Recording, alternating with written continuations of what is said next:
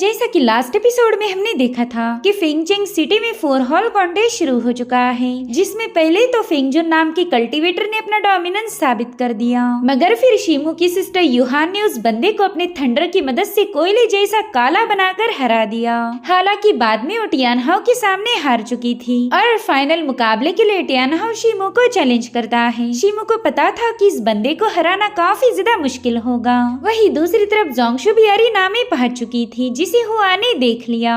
अब आगे तो इस एपिसोड की शुरुआत उसी सीन से होती जहाँ पर शिमू और टियानहाओ के दरमियान एक जबरदस्त मुकाबला शुरू हो चुका। यहाँ पर टियानहाओ ने अपनी स्पीयर की मदद से शिमू को काफी पीछे पुश कर दिया। साथ ही साथ वो बंदा अपनी स्पीयर को घुमाते हुए ब्लेजिंग फायर को समन कर शिमू पर अटैक कर देता है। तो शिमू ने भी अपनी सनमून सोर्ड का इस्तेमाल करते हुए उस बंदे पर स्टोन स्लैश रिलीज कर दिया, जिसके चलते वहाँ पर एक जोरदार एक्सप्लोजन हो गया। तब तक टियानहाओ अपना स्पीयर लेकर शिमू के काफी करीब पहुँच चुका था, मगर शिमू अपनी सोर्ड की मदद से उसके अटैक को काउंटर कर लेता है और फिर इन दोनों में ऐसे ही मुसलसल क्लैशेस होने लगे। यहाँ पर शिमू टियानहाओ को काफी तगड़ी टक्कर दे रहा था, जो देखते साथ ही हुआ को उस पर गुस्सा आने लगा। जो देख जियांग उससे पूछ रहा था कि भाई तुम अचानक से शिमू पर इतना क्यों भड़क गए, तो हुआ उसे बताने लगा कि उस दिन जोंगशु को जिस बंदे ने किडनैप किया था उसने भी शिमू जैसी ब्लेड टेक्निक का यूज किया था, जिस पर जियांग कह रहा था कि ये तो बस एक मामूली सी ब्लेड टेक्निक है, हमारे फेंगचिंग सिटी में इस टेक्निक को न जाने कितने ही लोगों ने मास्टर किया होगा।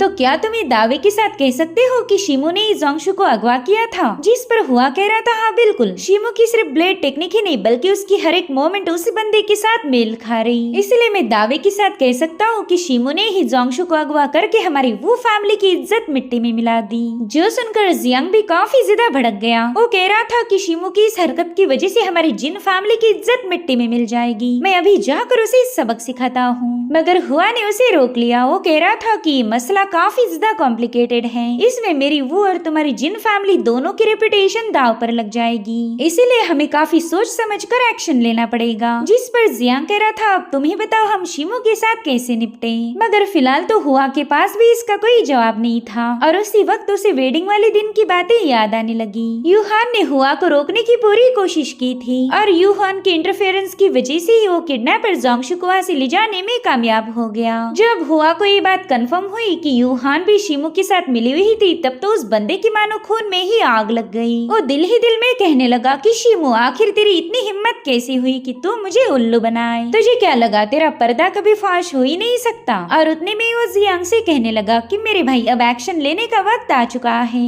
आज तुम अपने भाई को सबके सामने जलील करोगे क्योंकि मेरे पास अब सारे सबूत आ चुके हैं। वहाँ पर यूहान के साथ जो लड़की है वो कोई और नहीं बल्कि जोंगशु है। उसने तो बस एक वेल पहनकर अपना चेहरा छुपा लिया, मगर वो मेरी हुआ की आंखों में धूल नहीं झुक सकती। इधर शिमू टियानहाओ के साथ मुकाबला करने में काफी ज्यादा बिजी था। उसे कोई आइडिया नहीं थी कि हुआ के सामने उसका सीक्रेट अब रिवील हो चुका। हुआ जियांग को बता रहा था कि जब तक शिमू टियानहाओ के साथ फाइट करने में बिजी है, तब तक हम उस जोंगशु को कैप्चर करके उसे सीधा हमारे एंसेस्टर के सामने पेश करेंगे। उस शिमू की वजह से अब जिन फैमिली की काफी ज्यादा बदनामी होगी, इसलिए एंसेस्टर उसे कड़ी से कड़ी सजा देंगे और इसी मौके का फायदा उठाकर तुम जिन फैमिली में अपना नाम दोबारा से बना सकते हो। फिर शिमू को वहाँ पर कोई रिस्पेक्ट नहीं मिलने वाली। इधर टियानहाओ ने शिमू पर अटैक करने के लिए अपनी स्पीयर को पॉइंट कर दिया था, तो उसे रोकने के लिए शिमू भी अपनी मून ब्लेड को निकाल लेता है। जैसे ही शिमू ने अपनी मून ब्लेड उसकी तरफ थ्रो की, वैसे ही वो बंदा अपनी स्पीयर की मदद से उस मून ब्लेड को रोकने लगा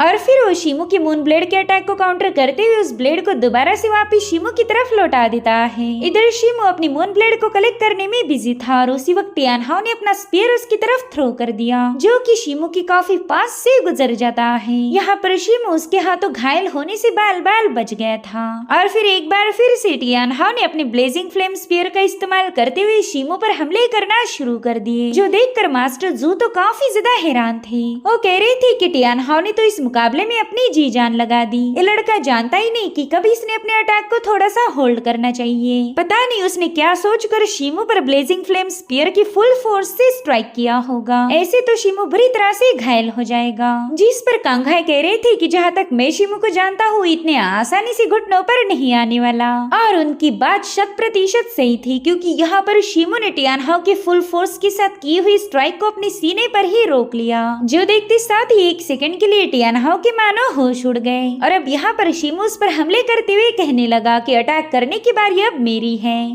इधर मास्टर फेंग चान तो शीमू पर काफी ज्यादा भड़क गए। वो कह रहे थे कि इस बंदे ने हमारे फेंग फैमिली के आयरन बॉडी टेक्निक को चुराया है, लेकिन मास्टर जू उसकी बात से अग्री नहीं थे। वो कह रहे थे कि मार्शल आर्ट में कई सारी बॉडी स्ट्रेंथनिंग वाली टेक्निक्स हैं, तो मेरे ख्याल से शीमू ने उन्हीं में से किसी का यूज किया होगा। वो भला तुम्हारे फैमिली के टेक्निक को क्यों चुराएगा? इनफैक्ट मैंने तो ये भी सुना था कि कांघाई के पास एक रिफाइनमेंट बॉडी टेम्परिंग मेथड है। अगर कोई कल्टीवेटर उसे मास्टर कर ले तो उसे इनविंसिबल बनने से फिर कोई रोक नहीं सकता, क्योंकि वो एक सुप्रीम स्किल है जो कि एक कल्टीवेटर की फिजिकल स्ट्रेंथ को काफी रैपिडली इंक्रीज कर सकती। जिस पर कांघाई जवाब देते हुए कहने लगे कि ना, अभी तक तो मैंने शीमू को वो टेक्निक नहीं सिखाई। दरअसल शीमू ने तो यहाँ पर बस बॉडी हार्डनिंग टेक्निक का यूज किया है, जो कि मास्टर फेंग की एंसेस्ट्रल सीक्रेट टेक्निक के सामने कुछ भी नहीं। अब यहाँ पर मास्टर फेंग चान को समझ नहीं आ रहा था कि वो कांघाई को क्या जवाब दे, इसलिए उसने फिलहाल के लिए खामोश रहना ही सही समझा। इधर वूटोंग शीमू के मुकाबले को देखकर दिल ही दिल में कहने लगा कि शीमू के पास तो काफी इम्प्रेसिव टेक्निक है। अगर मेरा बेटा हुआ इसका मुकाबला करने चला गया तो आसानी के साथ नहीं जीत पाएगा। मुझे कुछ भी करके कोई और तरीका ढूंढना होगा ताकि हमारी वो फैमिली की नाक कटने से बच जाए। इधर टियान हाओ और शीमू में जबरदस्त फाइट चल रही थी। इन दोनों ने एक दूसरे को तगड़ी टक्कर दी, जो देखकर ही टियान हाओ जोर जोर से हंसने लगा। वो कह रहा था, मेरे भाई इस मुकाबले में मुझे काफी ज्यादा मजा आ रहा है, तो क्यों ना आज इसी बहाने से मैं तुम्हें अपनी वांग फैमिली के ब्लड लाइन अवेकनिंग की पावर दिखाऊं। और फिर उसने बड़े ही जोश के साथ अपनी स्पीयर को घुमाते हुए ब्लेजिंग फ्लेम स्पीयर टेक्निक की एक और मूव को एक्टिवेट कर दिया। उसे रेड लोटस ब्रेक कहा जाता था।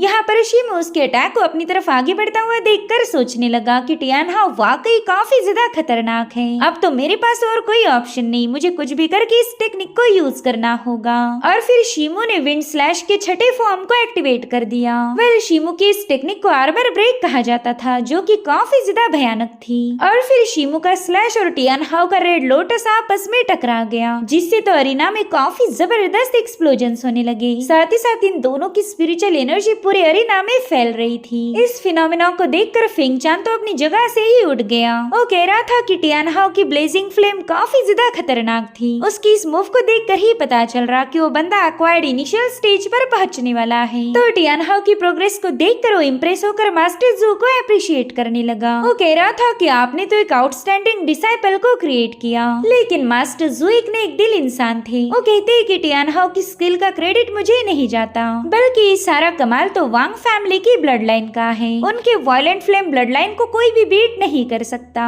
अगर एक काबिल मास्टर की बात की जाए जो कि एक आउटस्टैंडिंग डिसाइपल को बना सकता, तो वो सिर्फ कांघाई है। कांघाई ने शीमू जैसे बेहतरीन डिसाइपल को प्रोड्यूस किया, जो सुनते साथ ही कांघाई मास्टर जू का शुक्रिया अदा करने लगे। वही दूसरी तरफ वूटांग मास्टर जिन चेंग से कहने लगा कि शीमू ने टियान हाओ को तगड़ी टक्कर दी है। आज न कल ये बंदा आपकी जिन फैमिली की सारी ग्लोरी को चुरा लेगा। जिस पर जिन चेंग जवाब देते हुए कहने लगा कि 4 हॉल कॉन्टेस्ट इसलिए रखा जाता ताकि हमारे फेंगचिंग सिटी के टैलेंटेड यंग डिसाइपल को नर्चर होने का मौका मिल पाए। तो इस कॉन्टेस्ट में हार या जीत मायने नहीं रखती, ये तो बस यंग बच्चों का मुकाबला है, तो इसे हमने सिर्फ एंजॉय करना चाहिए। पता नहीं क्यों आप इस मुकाबले को कुछ ज्यादा ही सीरियस ले रहे। जो सुनकर वूटोंग दिल ही दिल में कहने लगा कि हाँ, तेरे लिए ये सब बोलना काफी ज्यादा आसान है, क्योंकि शीमू तेरी जिन फैमिली से बिलोंग करता। 4 हॉल कॉन्टेस्ट में जो भी डिसाइपल शाइन करेगा उसकी फैमिली उतनी ही ज्यादा स्ट्रॉन्ग बनेगी। वो फैमिली एक ऐसा डोमिनेंस क्रिएट करेगी जिसे फेंगचिंग सिटी में कोई चैलेंज नहीं कर पाएगा। और उतने में उसका ध्यान हुआ पर गया। उसे तो ये समझ नहीं आ रहा था कि उसका लड़का मुकाबला देखना छोड़कर एरिना में क्यों चला गया,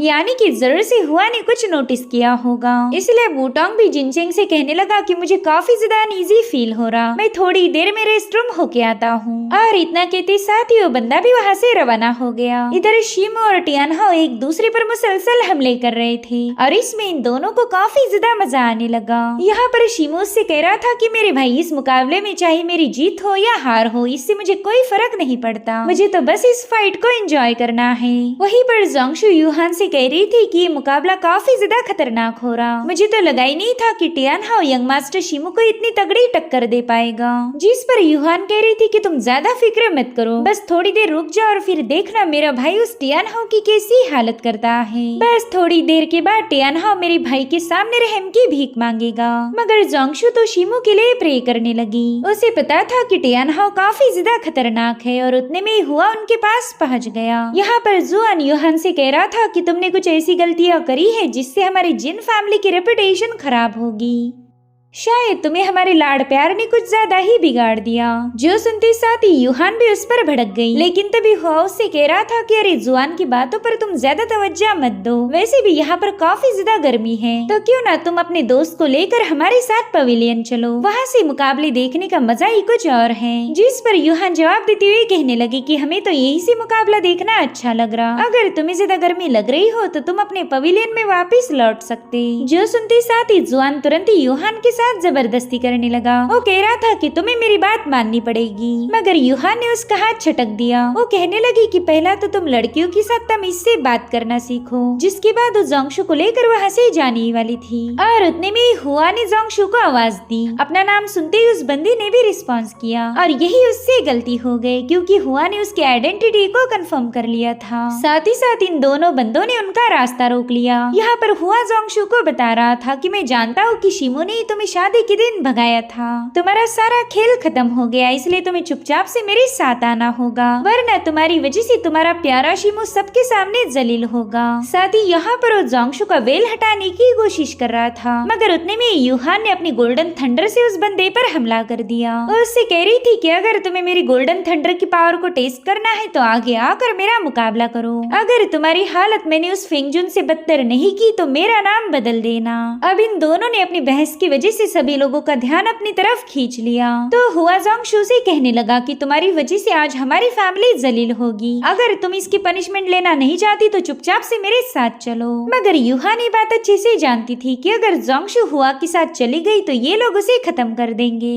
अगर यहाँ पर मैंने और तमाशा खड़ा किया तो हो सकता है कि हुआ हमें यहाँ से जाने दे, इसलिए वो जानबूझकर सबके सामने जोर से कहने लगी कि ब्रदर हुआ, तुम तो बेवजह ही मेरी फ्रेंड को जलील कर रहे, ये तुम्हारे घर की सर्वेंट नहीं बल्कि हमारे घर की मेहमान है, इसलिए जल्दी से हमारा रास्ता छोड़ दो। जिस पर हुआ कह रहा था कि मैं जानता हूँ तूने तेरे भाई के साथ मिलकर इस बंदी को अगवा किया था, जल्दी से इसे हमारे हवाले कर दो और मैं तुझे माफ कर दूंगा। जिस पर यूहान कहने लगी कि तुम तो बेवजह ही हमारी जिन फैमिली पर इल्जाम लगा रहे, अगर हमारे एंसेस्टर को ये सारी बातें पता चली तो तुम्हारी फैमिली के लिए बिल्कुल अच्छा नहीं होने वाला। तो वो बंदा तुरंत ही अपनी सूंड को समन करते हुए यूहान से कहने लगा कि मैं खुद ही जाकर तुम्हारी जिन फैमिली के एंसेस्टर से बात करूंगा, मैं तुम्हारे एंसेस्टर से यू फैमिली के लिए जस्टिस की मांग करूंगा, इसलिए जाओ जाकर तुम्हारे एंसेस्टर को जो बताना है वो बता दो, मुझे इससे कोई फर्क नहीं पड़ता, लेकिन आज ये बंदी तुम्हारे नहीं बल्कि मेरे साथ जाएगी। अब उसकी बातें सुनकर यूहान उस पर काफी ज्यादा भड़क गई थी, मगर वो अपनी विप से हुआ पर हमला कर पाई इससे पहले जुआ ने उसका हाथ पकड़ लिया। वो कह रहा था हुआ तुम मेरी सिस्टर यूहान को हर्ट नहीं कर सकते, अगर जिन फैमिली को इसके बारे में पता चला तो जरूर से तुम्हें पनिश करेंगे, इसलिए जल्दी से इस जोंगशु को लेकर यहाँ से रवाना हो जाओ। अब यहाँ पर यूहान ने जोंगशु को भागने के लिए बता दिया था, लेकिन हुआ ने उस बंदी का हाथ पकड़ लिया। वो कह रहा था कि मेरी जान मेरे होते हुए तुम यहाँ से नहीं जा सकती, और फिर हुआ उसे जबरदस्ती अपने साथ ले जाने लगा। वो जोंगशु को बता रहा था कि अब तुम्हारी कोई मदद नहीं कर सकता। यहाँ पर यूहान उसे बचाने की पूरी कोशिश करने लगी, लेकिन जुआन ने उसका रास्ता रोक लिया, इसलिए अब यूहान और जोंगशु ने मिलकर शोर मचाना शुरू कर दिया। जो सुनते साथ ही शिमो और टियानहाओ का ध्यान भी उनकी तरफ जा चुका था। टियानहाओ ने देखा कि जुआन तो यूहान पर काफी ज्यादा जबरदस्ती कर रहा, वहीं दूसरी तरफ जोंगशु भी हुआ के साथ जाते वक्त स्ट्रगल कर रही थी। जो देखते साथ ही शिमो ने सीधा हुआ के गले पर अपनी ब्लेड लगा दी। इधर जुआन भी यूहान पर हमला करने वाला था कि तभी टियानहाओ बीच में आ जाता है। वो बंदा तो यूहान के सामने एज अ प्रोटेक्टर खड़ा हो गया था। जो देखते साथ ही यूहान के चेहरे पर स्माइल आ गई। उसे पता था कि जुआन टियानहाओ से पंगे नहीं लेगा। वहीं दूसरी तरफ शिमो भी हुआ को धमका रहा था कि जल्दी से इस बंदी का हाथ छोड़ दो, अगर तुमने मेरी बात नहीं मानी तो तुम्हें काफी ज्यादा रिग्रेट होगा। इधर टियानहाओ ने भी जाहिर कर दिया था कि कोई भी यूहान को हाथ नहीं लगाएगा। जो देख हुआ उससे कहने लगा कि ये हमारी वो फैमिली का पर्सनल मैटर है, इसमें तुम्हारी वांग फैमिली इंटरफेयर नहीं कर सकती। आफ्टर ऑल शिमो ने वो फैमिली की दुल्हन को अगवा किया था और मैं तो बस हमारी दुल्हन को वापस ले जा रहा हूँ, तो हमारी इस फैमिली मैटर में कोई इंटरफेयर नहीं कर सकता। इधर शिमो को तो यकीन यकीन ही नहीं हो रहा था कि उसकी चोरी अब पकड़ी गई। वो कहने लगा कि पता नहीं तुम क्या क्या बकवास कर रहे, मैं तो कुछ भी नहीं जानता, भला मैं तुम्हारी फैमिली की दुल्हन को अगवा क्यों करूंगा। जिस पर हुआ कह रहा था कि हाँ मैं जानता हूँ तुम इतनी आसानी के साथ अपने क्राइम को एक्सेप्ट नहीं करोगे, तो क्यों ना इस बात की गवाही खुद जोंगशू दे दे। वो एक मामूली सा पर्दा लगाकर अपनी पहचान को छुपा नहीं सकती। जिसके बाद वो जोंगशू से कह रहा था कि जल्दी से अपना वेल हटाओ, मुझे तुम्हारी पहचान को कंफर्म करना है। अगर तुम हमारी वो फैमिली की जोंगशू हो तो तुम्हें बिना कुछ बोले हमारे साथ चलना होगा। अब हुआ की बातें सुनकर वहाँ मौजूद हर एक बंदा काफी ज्यादा हैरान हो गया। वो जोंगशू से कह रही थी कि अगर तुम वाकई बेगुनाह हो तो हुआ के सामने अपना वेल हटाकर अपनी पहचान को कंफर्म करो। अब देखते देखते एल्डर्स का ध्यान भी इनकी बहस पर आ चुका था। फिंगचन कहने लगा कि पता नहीं यहाँ पर एग्जैक्टली हो क्या रहा है, आज तक कभी भी 4 हॉल कॉन्टेस्ट को ऐसे बीच में छोड़ा नहीं गया था। मुझे ऐसा फील हो रहा कि यहाँ पर कुछ तो बड़ा पंगा जरूर हुआ। इधर जिन फैमिली का हेड जिनचेंग भी काफी ज्यादा कंफ्यूज था। वो अपने छोटे भाई जिन्मू से कहता है कि अब हमने भी नीचे जाना चाहिए, जरा देखते हैं कि इस बार शिमो और यूहान ने मिलकर कौन सी नई मुसीबत को बुलावा भेजा। वहीं दूसरी तरफ शिमो और यूहान मिलकर जोंगशू को प्रोटेक्ट कर रहे थे। और उतने में हुआ का फादर वुटांग वहाँ पर पहुँच गया। वो अपने बेटे को डांटते हुए कहने लगा कि हुआ पता नहीं तुमने यहाँ पर इतना बड़ा तमाशा खड़ा क्यों किया, जल्दी से पीछे हट जाओ, तुम्हें शिमो के साथ फाइट करने की कोई भी जरूरत नहीं। और अब ऑडियंस को बताने लगा कि आजकल के बच्चों का अपने गुस्से पर जरा भी काबू नहीं रहता। इन्होंने एक मामूली सी बात पर ही इतना बड़ा तमाशा खड़ा कर दिया। खैर ये लड़की जोंगशू हमारी वो फैमिली की दुल्हन है। इसके फादर ने हमारी फैमिली के साथ इसका रिश्ता तय किया था, मगर इन बच्चों की झगड़ों की वजह से हमारा फैमिली मैटर एक तमाशा बन गया। साथ ही साथ जोंगशू से कहने लगा कि अब तुम्हें घर आना पड़ेगा, वहीं जाकर हम इत्मीनान से इस सारे मसले को सुलझा देंगे। मगर दिल ही दिल में वुटांग जोंगशू पर काफी ज्यादा गुस्सा था। अगर जोंगशू उसके साथ चली गई तो या तो उसे मार दिया जाएगा या फिर सीवियरली पनिश किया जाएगा। मगर यूहान उससे कह रही थी कि ना, जोंगशू आपकी वो फैमिली के पास नहीं आएगी। जिसके बाद जोंगशू को लेकर तुरंत ही वहाँ से निकल पड़ी। यूहान की इस हरकत से वो बंदा काफी ज्यादा भड़क गया था। साथ ही साथ वो फैमिली के सर्वेंट्स ने भी इनका रास्ता रोक लिया। इधर वुटांग कह रहा था कि 4 हॉल कंपटीशन हमारी हर एक फैमिली के लिए काफी ज्यादा इम्पोर्टेंट है। यहाँ पर यंग जीनियस परफॉर्म करते हैं ताकि उनका आने वाला फ्यूचर बेटर हो जाए, उनकी फैमिलीज ग्रो करे। लेकिन तुम दोनों की वजह से सारा कॉन्टेस्ट ही डिस्टर्ब हो गया, इसलिए यहाँ पर तमाशा खड़ा करके तुम दोनों यहाँ से चुपचाप से नहीं जा सकती, तुम्हें हमें इसका एक्सप्लेनेशन देना पड़ेगा। यहाँ पर वुटांग की बातों से अरीना में मौजूद हर एक बंदा राजी हो गया। वो कह रही थी हाँ बिल्कुल, हम यहाँ पर मुकाबला देखने आए थे, ना कि कोई फैमिली ड्रामा। तुम दोनों की वजह से सारे मुकाबले डिस्टर्ब हो गए। इधर यूहान अपनी माइंड स्पेस का इस्तेमाल करते हुए शिमू से बात करने लगी। वो कह रही थी कि मैं ही जोंगशू को यहाँ लेकर आई थी ताकि वो मुकाबले को एंजॉय कर पाए। मुझे लगा था कि वेल के होते हुए कोई उसे पहचान नहीं पाएगा, मगर यहाँ पर तो काफी बड़ा तमाशा खड़ा हो गया। अब पता नहीं जोंगशू के साथ क्या होगा। हुआ ने तो यहाँ तक भी बोल दिया कि वो हमारे एंसेस्टर के सामने इस मैटर को रखने वाला है ताकि हम दोनों को कड़ी सी कड़ी सजा मिलकर वो फैमिली को जस्टिस मिल जाए। यहाँ पर शिमो ने बिल्कुल उम्मीद नहीं की थी कि उसकी सारी प्लानिंग इस तरह से चौपट हो जाएगी। जिस पर शिमो जवाब देते हुए कहने लगा कि अभी सारा प्रॉब्लम तो हो चुका है, इसलिए हमने फिलहाल इस मसले को हल कैसे करना है इस पर ही ध्यान देना चाहिए। रिग्रेट करने से कुछ भी हासिल नहीं होगा, बस ये सोचो कि इस मसले को पीसफुली रिजॉल्व कैसे किया जाए, क्योंकि अगर ऐसा नहीं हुआ तो मुझे इन सब के साथ फाइट करके जोंगशू को यहाँ से ले जाना पड़ेगा। मैं जोंगशू को किसी भी कीमत पर वो फैमिली के पास वापिस नहीं भेज सकता, वरना वो लोग उसे खत्म कर देंगे। और अब वहाँ पर जिन फैमिली के हेड भी पहुँच गए तो ये सभी लोग फटाफट से जिनचेंग को रिस्पेक्ट देने लगे। यहाँ पर जिनचेंग को कोई आइडिया नहीं थी कि शिमो और यूहान ने मिलकर जोंगशू को रिहा किया था। जिनचेंग वुटांग से कह रहा था कि मेरे भाई तुमने इस सिचुएशन को काफी अच्छे से हैंडल किया, अगर तुम इंटरफेयर नहीं करते तो शायद इनकी लड़ाइयाँ और ज्यादा बढ़ जाती और इन बच्चों की वजह से हमारी दोनों फैमिलीज को सबके सामने जलील होना पड़ता। खैर अगर तुम इस लड़की को अपने साथ ले जाना चाहते हो तो मेरी पूरी परमिशन है। मैं यहाँ पर पब्लिक के सामने कोई तमाशा खड़ा करना नहीं चाहता। वहीं पर यूहान अपने अंकल से कहने लगी कि प्लीज आप इस लड़की को इनके साथ मत भेजिए, इन्होंने जरूर से इस बंदी के खिलाफ प्लानिंग बनाई होगी। मगर जिन फेंगचेंग तो उल्टा यूहान पर ही भड़क गया। वो कहने लगा कि मेरे ही लाड़ प्यार की वजह से तुम काफी ज्यादा बिगड़ चुकी हो। तुम्हें तो इतना भी समझ नहीं आता कि कब खामोश रहा जाए और कब बोला जाए। ऊपर से तुम मेरे हुक्म की नाफरमानी कर रही। अब यहाँ पर यूहान अपने अंकल को सारी सच्चाई बताने वाली थी, मगर उतने में जोंगशू ने उसे रोक लिया। वो बिल्कुल भी नहीं चाहती थी कि उसकी वजह से यूहान को कोई पनिशमेंट मिले। और अब जोंगशू आगे बढ़ते हुए कहने लगी कि यहाँ का सारा मसला बस मेरी वजह से क्रिएट हुआ, तो इसे हल करने के लिए मेरा सबके सामने आना काफी ज्यादा इम्पोर्टेंट होगा। मैं नहीं चाहती कि मेरी वजह से दो फैमिलीज के रिश्ते खराब हो जाए। वो फैमिली में जाने के बाद मेरे साथ क्या हुआ ये मैं सबके सामने एक्सप्लेन करना चाहती हूँ। और इतना कहते साथ ही जोंगशू ने अपनी वेल वाली हैट हटा दी। उसने सबको दिखा दिया था कि वही वो फैमिली की किडनैप की गई दुल्हन है, और हो सकता है कि जोंगशू वो फैमिली का असली चेहरा सबके सामने ला दे। और इसी के साथ एपिसोड यहीं पर एंड हो जाता है। Thank you so much for watching. Bye bye, take care.